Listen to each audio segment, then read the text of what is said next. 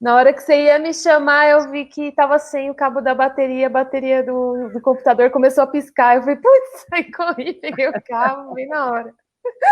Tudo bom, pessoal? Tudo ótimo, Thaís. Seja muito bem-vinda ao Sarau Poesia de Porão. Você que já é, assim como a Zulmira, parceira nossa, né? Não é a Ah, primeira vez que participa, mas é um é, prazer ter você aqui de novo nesse sarau especial. sim, obrigada pelo convite. É muito importante estar aqui com as minas da região, Natália, a Zuca, que é nossa griot, quase aqui, e as palavras. É incrível estar aqui com toda essa mulherada forte da nossa região e que representa muito, né? Faltou muitos nomes ali, principalmente da região, das mulheres. O desafio é justamente esse, viu, Thaís? É porque, obviamente, né, a gente faz uma pesquisa, e você vê como é difícil. Eu tenho feito esse exercício porque eu já passei por isso, né? Às vezes a gente, quando você pensa assim, eu quero pensar num escritor, aí você já pensa no masculino, né? Quero pensar num cineasta, você pensa no masculino. E é um exercício, né? De começar a pensar, não, quero pensar numa cineasta, numa artista, numa poeta ou poetisa, não sei como às vezes as pessoas gostam de ser chamadas, e daí por diante, para todas as áreas, né? A gente Uhum. tentar também fazer isso. E às vezes, quando a gente pesquisa, é isso que acontece, né? Nomes de personalidades negras importantes da história. Olha, a gente já tem poucas personalidades negras importantes. E aí você começa a passar um filtro e ver as personagens masculinas predominando, né? Uhum. E as personagens históricas importantes, negras, mulheres, sendo duplamente invisibilizadas. Sim, sim. Sim, isso na história da minha área, né, no cinema, na história do cinema, isso foi nitidamente feito, né? A história do cinema, quando você vai estudar, ela é praticamente uma história contada por homens para homens. Eu fiz curso de cinema, era só referência masculina, né? Eu que fui pesquisando, né, e descobrindo referências femininas, referências negras, né? E se você pega a história do cinema, ela é toda contada na versão masculina. Tem mulheres como a Alice Goy, que é uma foi a pessoa que criou a narrativa do cinema, ela foi apagada da história. Fazem só uns 10 anos que estão falando dela, ou menos até. Ela, família do Chile, que foi para a França, e ela que começou a ver com a câmera que podia contar a história, né, com a câmera. Antes de Hollywood, ela foi a dona, depois ela foi para os Estados Unidos, ela foi a dona dos maiores estúdios de cinema antes de Hollywood.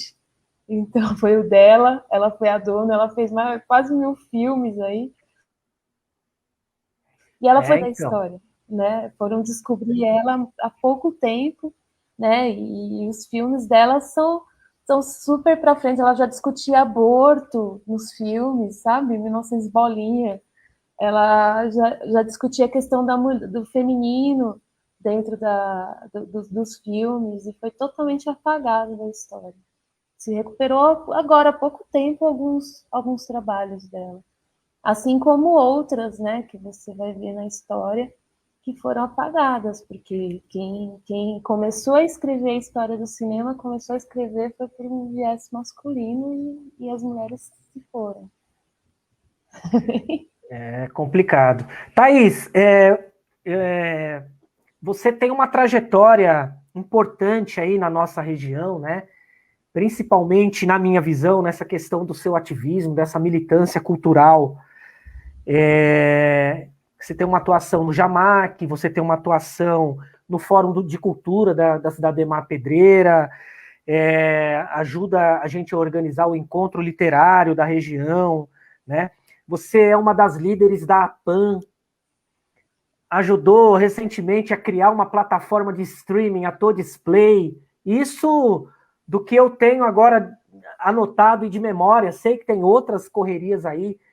Eu queria que você desse uma passada aí naquilo que você acha que é mais importante de toda essa sua correria, dessa sua militância. dentro dessa área cultural, no seu segmento. Sim. Eu acho que, como a Azuca trouxe, né, minha mãe, a liderança da região, né, diretora de escola, depois saiu, a gente traz isso na veia, né? E eu acho que uma coisa liga a outra, sabe? Agnes Wagner, o Glauter trazendo outros nomes aí que foram apagados, né? Eu acho que uma coisa traz a outra, né? Que nem a Tô Display, eu acho que ela veio muito, ela se conecta muito à nossa necessidade. Quando eu comecei na região, eu ficava muito em Diadema, e daí eu levei bronca de um líder da região que eu tinha que trazer para a nossa região, aqui para a cidade de Ademar, né? E daí teve os cineclubes, né? Daí quando a gente começou o Mascate, exibir na rua. E o Mascate, ele surge a partir da necessidade de nós exibirmos nossas produções, porque não tinha YouTube, né, na época. E eu acho que a Tô Display, ela vem também nessa mesma proposta, né? Um lugar para organizar nossas produções, né? Nossas produções negras, LGBT, periféricas, porque no YouTube virou um negócio assim, né? Um buraco sem fundo, assim. Os filmes vão caindo lá, as plataformas ganham milhões em cima da gente, a maioria organizada por homens brancos de classe média alta que não organizam o nosso material, não se interessam pelo nosso material. Então, ela veio no lugar que é essa continuação da necessidade do cineclube, né? Nós exibimos nossas coisas, né? Cinemas, o audiovisual só é audiovisual quando está na tela, né? Então, tem essa. E essa necessidade de um lugar também me trouxe nessa luta do fórum, né? Nessa luta de não só um equipamento de cultura, mas de políticas públicas para a nossa região, né? Pensar, né, a Casa Itinerante aqui foi uma conquista, nossa, né, de toda essa luta junto com o poder público, né? Então, mesmo que não tenha uma casa física, tem aí as atividades culturais, né, valorizadas na nossa região. Foi um resultado de luta, né? E uma coisa vai puxando a outra, né? A PAN também, ela veio da necessidade de nós, produtores audiovisuais negros, se juntarmos, né, do Brasil todo. Agora, atualmente, na PAN são 700 pessoas do Brasil todo, e agora estou como vice-presidente, e daí também foi uma junção, né, sou sócia fundadora, da necessidade também dessa luta, né, por nós sermos reconhecidos dentro do audiovisual, né? Quando sai uma pesquisa aqui do Ministério, né, da Ancine, falando que dos filmes, né, produzidos de 2016 a 2018, não tinha nenhuma produção, nenhuma direção de mulher negra feita com verba pública. Não quer dizer que nós não estamos fazendo filme, nós estamos fazendo, mas sem verba pública. Essa verba pública está sendo mal distribuída, né? Estava indo só para a mão, 90% era para a mão dos homens de classe média, homens brancos, e nenhum desses filmes serem dirigidos por mulher negra, 2% serem dirigidos por homens brancos, né? E 12% por mulheres brancas. Então, é vergonhoso não para a gente, mas para o poder público, porque, inclusive, na época, a gente ainda estava ali com o pessoal da esquerda, né, no poder. Então, é uma discussão bem importante isso, né? Onde que nós estávamos ali durante esse período e onde que estamos agora, né? Também que o negócio foi piorando, né? O governo está aí agora numa perseguição no audiovisual, porque o audiovisual voa, né? Artista virou inimigo, né? Artista virou vagabundo. E a gente nessa briga toda, né? Então, eu acho que é isso, uma coisa né, a gente vai tendo as necessidades. Eu queria só ficar fazendo filme, né? Ficar aqui, né, fazendo filme, mas não é possível, né? Não tem como. Lembrando, né, Thaís, que você tem uma produtora, né, que é a Cavalo Marinho, audiovisual, né? E para quem não sabe o que é a PAN é uma associação, é uma associação de produtores dos profissionais do audiovisual negro. Isso. Que veio nessa necessidade logo isso. Depois, né, dessa pesquisa, mais ou menos ao mesmo tempo, assim, teve essa pesquisa do GEMA. Eu sou empresária, né, também. A Cavalo Marinho é uma produtora junto com o meu parceirão, Giba. Como gostariam de dizer, você é uma empreendedora. Empreendedora, né, uma microempreendedora. Todo Display também é uma empresa, né, então sou empresária de 2 negócios do setor do audiovisual, né. É isso. A Kátia perguntou aqui como acessar, Thaís. Explica para o pessoal como que funciona e como se acessa a Todo Display, que eu acho que é importante. Colocou ali todisplay.com.br. Tá tendo umas mostras lindas essa semana. Tá tendo mostra de Belo Horizonte. Não, tá tendo mostra de Espírito Santo. Tá tendo uma mostra Quilombo, tá tendo uma mostra em 3D do pessoal da USP, tá rolando uma mostra, hoje foi lançado um programa muito lindo de cultura iorubá para crianças, o que querer, do pessoal lá do Rio de Janeiro. Tá rolando toda essa semana, é lindo, lindo, lindo. E gratuito, né? Toda essa parte de mostra, de festivais, é gratuito, e tem a parte de assinante, né, que é bem baratinho também, tá R$6 por mês que nós fizemos, e dentro da parte do assinante, assim, quem é professor vai adorar, porque tem uma série nova lá que conta os heróis brasileiros e as heroínas brasileiras, né, uma animação. Preciso fazer minha assinatura, preciso fazer. Tem plano anual também, né, Thaís? Tem plano anual, plano trimestral, é bem acessível, assim. Prometo que essa semana eu faço a minha assinatura. Tô aqui, depois, se eu não fizer, você me cobra, tá, Thaís? Porque a gente precisa, isso é até uma dica, a gente precisa se consumir, né, gente? No sentido mesmo de que a gente precisa criar mercado entre nós, né? Afinal de contas, como a Thaís colocou. Pode falar, Thaís, desculpa. E a ideia da Todo Display é toda a renda que entra na assinatura, a gente divide com as realizações, né, com as produções. Então, 40% fica para Todo Display, para a gente cuidar da manutenção, pagar a equipe, né? A gente tem assessoria de imprensa, pessoal da técnica, e 60% vai para a divisão de todas as produções ali, né? Então, não é igual a outras plataformas, nem paga licenciamento, né? Fica riquíssimo em cima, né? E as pessoas quase não ganham com isso, né? É isso mesmo, Thaís. Thaís, nós separamos aqui, né? Você sabe disso, um filme que é o Ipa, né? Um documentário. Uhum. A gente vai assistir ele aqui agora e depois a gente vai conversar um pouquinho sobre ele, tá? Tudo bem? Beleza. Vamos lá, gente. No início da pandemia, uma amiga me pediu ajuda para identificar na região pessoas e locais que estavam realizando ações emergenciais. Neste mapeamento, percebi que 90% das pessoas eram mulheres negras. Como cineasta, fiquei curiosa em entender por que se arriscar em ajudar o próximo antes mesmo do governo se preocupar com isso. Conversei com 4 destas mulheres que sinto que nos representam e que tenho muito orgulho do que estão fazendo por nosso povo. Não sou uma super mulher por estar fazendo nada disso. Para mim é rotina ver mulher preta, sabe, quebrando barreiras, se esforçando, se desdobrando para fazer acontecer, e faz, a gente sabe que faz.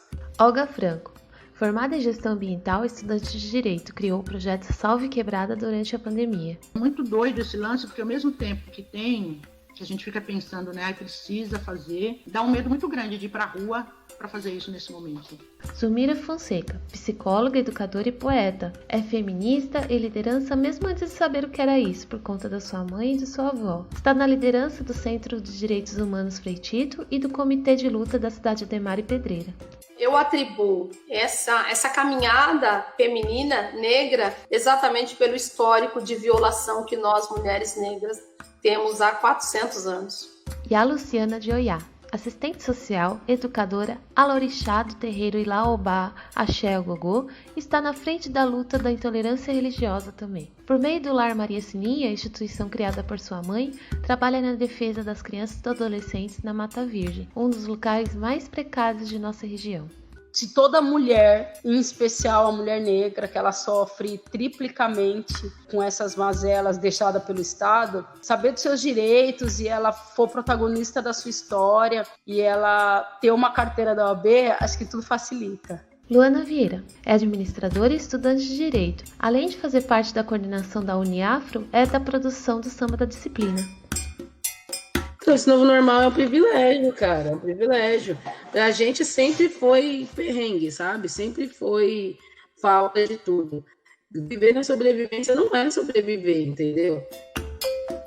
Nas periferias já existe um vírus terrível, que é a falta de muita coisa. Já existe uma situação de miserabilidade, de vulnerabilidade. Então, para nós era a vulnerabilidade da vulnerabilidade.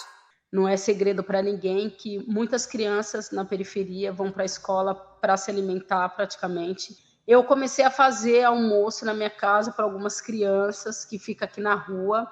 Só que aí começou a aparecer as famílias das crianças e aí a gente começou a pensar como que a gente poderia fazer para ajudar essas famílias. Então a gente começou fazendo as marmitex, começou a vir os moradores de rua da região, porque a gente não tem bom prato aqui. Um foi falando para o outro e eles começaram a vir na procura de alimentos. O primeiro momento foi de desespero, mas na sequência foi de tentar fazer alguma coisa. As ações que eu queria adiantar era mais para ajudar o pessoal com o auxílio emergencial, ajudar no cadastro e tirar algumas dúvidas jurídicas.